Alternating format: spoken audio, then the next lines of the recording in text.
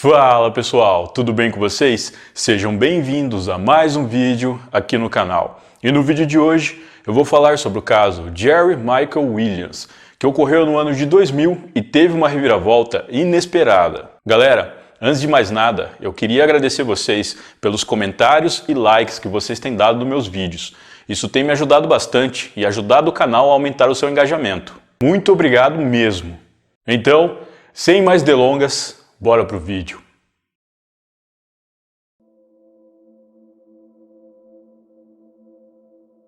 Jerry Michael Williams nasceu em 16 de outubro de 1969. Ele cresceu em Bradfordville, na Flórida. Seu pai, que faleceu no ano de 2000, era um motorista de ônibus e sua mãe, Cherry Williams, trabalhava como babá. Ainda na infância, Jerry Michael recebeu o apelido carinhoso de Mike, e a partir daí, ele passou a ser chamado assim por familiares e amigos próximos. Mike também tinha um irmão mais velho, chamado Nick. Ele e seu irmão ajudavam os pais nas despesas da casa, com a renda do emprego que eles tinham em um supermercado. A família morava em um trailer duplo, moradia muito comum nos Estados Unidos. Em vez de construir uma casa, os pais de Mike decidiram morar no trailer para economizar dinheiro para que os dois meninos pudessem estudar em um colégio particular cristão, para que eles pudessem assim ter um ensino de excelente qualidade. Durante seus estudos, Mike se destacou atuando como presidente do conselho estudantil e também foi membro do time de futebol. Aos 15 anos, Mike começou a caçar como hobby. Após o colegial, ele frequentou a Universidade Estadual da Flórida, onde cursou Ciências Políticas e Planejamento Urbano. Antes mesmo da formatura, ele foi contratado por uma prestigiada corretora como avaliador de imóveis e passou a ganhar mais de $200 mil por ano. Segundo o proprietário dessa empresa, Mike era o homem mais trabalhador que ele já viu. Em 1994, Mike se casou com sua namorada do ensino médio, Denise Merrill. Eles compraram uma casa em um condomínio de luxo no lado leste da cidade. 5 anos depois, em 1999, eles tiveram uma filha chamada Ansley Williams. Segundo colegas de trabalho, Mike era tão dedicado à sua filha quanto era no trabalho. No meio do ano, Mike adquiriu uma pólice de seguro de vida de $1 milhão de um homem chamado Brian Winchester. Brian era amigo de infância de Denise, esposa de Mike, e com o tempo acabou se tornando seu melhor amigo também. Mike e Denise tinham vários planos juntos. Eles disseram à mãe de Mike, Cheryl, e ao seu irmão Nick que eles planejavam ter outro filho em breve. Além de outro filho, eles também planejavam fazer um cruzeiro no Havaí, e que no final do ano pretendiam viajar para a Jamaica a trabalho. Na madrugada de 16 de dezembro de 2000, Michael acordou cedo e deixou sua casa em Tallahassee, Flórida, para ir caçar patos no Lago Seminole, no condado de Jackson, também na Flórida. Denise ligou para o seu pai ao meio-dia, dizendo que Mike não havia voltado. O casal tinha planos de comemorar o seu 6º aniversário de casamento naquela noite, e Denise sabia que Mike não se atrasaria. Após aquela madrugada, Mike nunca mais foi visto. O pai de Brian dirigiu com ele até as áreas do lago onde eles sabiam que Mike costumava ir caçar. Lá, eles encontraram seu carro, um Ford Bronco 1994. Quando os investigadores da Comissão de Conservação de Peixes e Vida Selvagem da Flórida foram chamados, uma intensa busca se iniciou nas proximidades de onde estava o veículo. O barco de Mike foi encontrado cerca de 69 metros de onde seu carro estava. Depois de recuperarem o barco, os investigadores encontraram a espingarda de Mike, ainda na caixa, mas não havia nenhum sinal dele. As autoridades inicialmente acreditavam que Mike caiu do seu barco e se afogou. Os investigadores garantiram à família de Mike que o seu corpo subiria à superfície dentro de uma semana ou pouco mais, devido à tempestade que ocorreu no dia do seu desaparecimento. No entanto, o tempo passou e o corpo de Mike não foi encontrado. Após 10 dias de buscas, um chapéu de caça camuflado foi encontrado, mas não foi possível dizer se ele pertencia a Mike. Em fevereiro de 2001, 44 dias após o seu desaparecimento, as buscas foram canceladas. Devido às autoridades não terem encontrado o corpo de Mike, mesmo após várias buscas, eles montaram uma teoria. Durante as investigações, foi notado que havia muitos crocodilos habitando aquela área. Então os investigadores chegaram à conclusão de que Mike caiu do barco, se afogou e seu corpo foi devorado por esses animais. Em junho de 2001, Jerry Michael Williams foi declarado legalmente morto por um juiz a pedido de sua esposa Denise.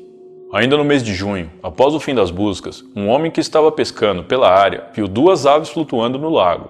Mergulhadores foram chamados para vasculhar o lago e recuperaram uma jaqueta de caça e uma lanterna.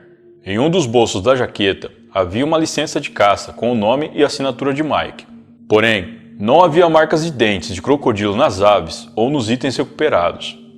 Cherry, mãe de Mike, não estava convencida do resultado das buscas. Ela não acreditava que Mike tinha se afogado e resolveu iniciar uma investigação por conta própria que durou cerca de 4 anos. Ela publicou anúncios em jornais locais, colocou outdoors com fotos de Mike e saía nas ruas segurando cartazes procurando por qualquer informação que pudesse ajudar.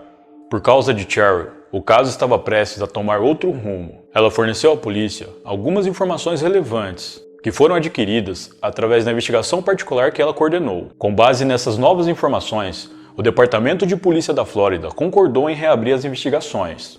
A rampa de acesso onde o carro de Mike foi encontrado não era a que ele costumava usar. No dia do seu desaparecimento, houve uma forte tempestade, com ventos fortes, e o barco de Mike foi encontrado do lado oposto da direção em que o vento soprava naquele dia. Quando o barco foi recuperado, o motor estava desligado, mas o tanque de gasolina estava cheio. Segundo o fabricante, se o motor estava funcionando quando Mike supostamente caiu do barco, ele deveria ter ficado ligado, com o barco girando em círculos, até que o combustível acabasse. Mike também não costumava ir caçar sozinho. Outra questão que surgiu durante as investigações é que os crocodilos geralmente não se alimentam durante o inverno, devido às baixas temperaturas. E durante as buscas por Mike, as temperaturas à noite chegavam a 7 graus abaixo de zero, e nessas condições, tudo o que os crocodilos fazem é tentar manter a temperatura corporal. O que explica as aves intactas encontradas pelo pescador. A jaqueta de caça e a lanterna também estavam em condições muito boas. Inclusive, a lanterna ainda ligava. E segundo um amigo que sempre costumava caçar com ele, Mike levava a segurança muito a sério. Ele sempre seguia rigorosamente os protocolos de segurança e não se arriscava. Outro detalhe importante foi a arma que estava dentro do barco. Mike sempre deixava a arma no trabalho para preservar a segurança de sua filha Ansley. Cherry não desistiu de procurar por seu filho. Ela sempre ligava para pressionar a polícia a continuar com as investigações, mas apesar de todo o seu esforço, o caso foi arquivado novamente. Denise, a esposa de Mike, evitou a atenção da mídia durante todas as investigações. Ela organizou um memorial para Mike que foi realizado um dia após o término das buscas. A decisão do tribunal de declarar Mike como morto permitiu que Denise recebesse cerca de $1.750.000 em benefícios de seguro de vida. Em 3 de dezembro de 2005, 4 anos após o desaparecimento de Mike, Denise Merrill se casou com o melhor amigo do seu falecido marido, Brian Winchester. O casal passou a morar na mesma casa em que Denise e Mike moravam antes. O casamento deles terminou em 2012 e ela, posteriormente, pediu o divórcio em 2015. Em 5 de agosto de 2016, Brian Winchester entrou no carro de Denise e a manteve sob a mira de uma arma por cerca de 1 hora, enquanto ela estava a caminho do trabalho. Brian estava furioso porque Denise não atendia suas ligações e nem respondia suas mensagens.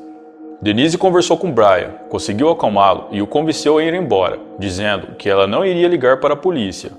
Assim que Brian saiu do carro, Denise foi até a polícia e relatou tudo o que havia acontecido. De acordo com um amigo de Brian, que mais tarde foi entrevistado pela polícia, ele estava cada vez mais preocupado que, como resultado do divórcio, Denise contasse à polícia o que sabia sobre um cara que morreu há cerca de 10 ou 15 anos atrás. Brian acabou sendo preso e acusado de sequestro, agressão doméstica e roubo à mão armada. Denise solicitou uma ordem de proteção, dizendo que temia por sua vida e pela vida de sua filha. Em 19 de dezembro de 2017, Brian foi condenado a 20 anos de prisão pelo sequestro de Denise e ficou preso na instituição correcional Wakulla. Coincidentemente, no dia 20 de dezembro, um dia após Brian ser condenado, o Departamento de Polícia da Flórida anunciou que os restos mortais de Jerry Michael Williams foram encontrados em um beco sem saída, a 8 quilômetros do Lago Seminole. Em 8 de maio de 2018, Denise foi presa. Ela havia saído do trabalho para comemorar o aniversário de 19 anos de sua filha Ansley. Denise foi acusada de homicídio em primeiro grau, conspiração para cometer crime e cúmplice após o fato. 2 oficiais foram à casa de Cheryl Williams, mãe de Mike, informá-la sobre a acusação de sua ex-nora. Ela não falou com a mídia sobre como reagiu às notícias. De acordo com a polícia, Brian ganharia imunidade se dissesse exatamente o que aconteceu com Mike. Em depoimento, Brian disse ter atraído Mike para o lago Seminole. Na água, ele pediu a Mike que colocasse a isca e o empurrou para fora do barco, pensando que ele não conseguiria voltar à superfície e, portanto, se afogaria. Mas em vez disso, ele conseguiu chegar a um toco de árvore. Então Brian disparou um único tiro de espingarda no rosto de Mike. Como a morte de Mike não poderia mais ser considerado um acidente de barco, Brian enterrou o corpo onde foi encontrado mais tarde, no beco. Em seguida, Brian limpou o veículo de Mike para se livrar de evidências e foi a uma festa de Natal da família. Ele e Denise foram devagar no relacionamento depois da morte de Mike, tanto para permitir que o dinheiro do seguro ganhasse mais juros, quanto para não levantar nenhuma suspeita. O sequestro de Denise que o levou à prisão foi sua reação ao medo de que Denise revelasse a verdade sobre o que havia acontecido com seu primeiro marido, agora que ela e Brian estavam se divorciando. Brian recebeu total imunidade por testemunhar no tribunal, não sendo acusado do crime que cometeu contra Mike. Ele ganhará sua liberdade após cumprir sua sentença de 20 anos pelo sequestro de Denise. Após 4 dias de julgamento, Denise foi declarada culpada de todas as acusações. Em fevereiro de 2019, ela foi sentenciada à prisão perpétua. Posteriormente, foi adicionado mais 30 anos à sua sentença por conspiração, sem possibilidade de liberdade condicional. Apesar da polícia inicialmente ter apontado a morte de Mike como acidental, Cheryl, mãe da vítima, jamais acreditou nessa teoria, como eu já havia dito. Ao longo dos anos, ela lutou incessantemente para descobrir a verdade sobre o que de fato havia acontecido com seu filho. A partir do ano novo de 2012, Cheryl escreveu uma carta por dia para o governador da Flórida, Rick Scott, pedindo para que ele montasse uma nova equipe de investigação ou designasse um promotor especial para investigar o caso de Mike. Porém, Cheryl ficou frustrada ao saber que o gabinete do governador encaminhou todas suas cartas, sem abrir, para os investigadores responsáveis pelo caso, que as arquivaram junto com o processo. Muitas pessoas diziam que Cheryl estava enlouquecendo por não ter conseguido superar a perda de seu filho e que criava teorias infundadas sem nenhum nexo apenas para conseguir de alguma forma se reconfortar. Mas o tempo mostrou que Cheryl estava certa o tempo todo e a morte do filho não foi um mero acidente. When I went to the lake, God told me Mike was not in Lake Seminole. He didn't drown. He didn't get eaten by alligators. I had to find him and bring him home. I wrote 2,600 letters to the governor of Florida asking for help in finding my son. They laughed at me and called me crazy. I am asking you to lock Denise Merrill Williams Winchester up for the rest of her life with no chance of parole. She has already lived 18 years longer than my son.